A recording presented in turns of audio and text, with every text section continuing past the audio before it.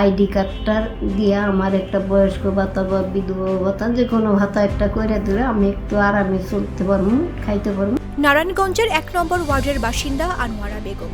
বয়সের ভার আর অসুস্থতা নিয়েও প্রতিদিন ইট ভেঙে চলে তার জীবন সংগ্রাম। ভোটার হওয়ার পর প্রাথমিক স্লিপ পেলেও সেটি হারিয়ে যাওয়ায় আর হাতে পাননি জাতীয় পরিচয়পত্র। ফলে বয়স্ক ভাতা কিংবা সরকারি অনুদানের জন্য আবেদন করাও সম্ভব হচ্ছিল না তার। আমার স্বামী মারা যাওয়ার পরে আমি দেশে গেলাম।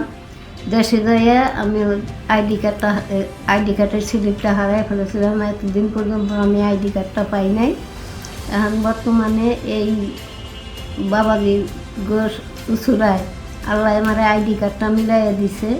তখন আমার এই সরকারের কাছে আবেদন যে আইডি কার্ডটার দিয়ে আমার একটা বয়স্ক ভাতা বা বিধবা ভাতা যে কোনো ভাতা একটা করে দিলে আমি একটু আরামে চলতে পারবো, খাইতে পারবো, এই আর কি। তাছাড়া তো আমার এই যে ইট ভাঙতেছি, এই ইট ভাঙাই আমার যতদিন আমার হায়াতে বাইসে আছে এতদিন চলতে হইব। আমার ছেলে মেয়ে কেউই নাই। আমার একটা মাত্র ভাই আছে, ভাই আমার দেখে না, ওই আমার এখানে ফেলাই রাখছে। আমার বাড়িওয়ালার বাড়িতে আমি থাকি, বাড়িওয়ালা আমার ঘর ভাড়াও নেয় না বা কিছু খাওয়ান টাউন সহযোগিতা করে। আমি এই মাধ্যমেই বর্তমানে আমি চলি। এখন যদি সরকার আমার একটা করে দিত, বয়স্ক ভাতা করে দিত, তাইলে একটু আরাম হইতো, কিছু ওষুধ পানি খাইতে পারতাম বা কিছু করতে পারতাম।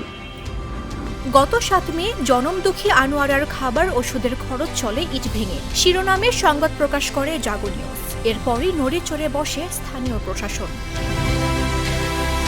ওয়ার্ড কাউন্সিলর অফিসের সহযোগিতায় বের করা হয় তার জাতীয় পরিচয়পত্র।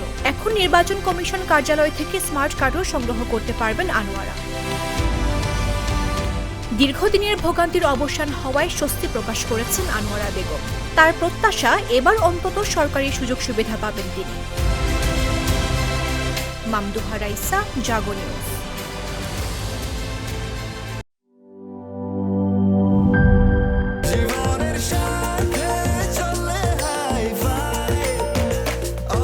স্বাস্থ্যকর অল টাইম, সব সময় অল টাইম হেলদি লাইফ।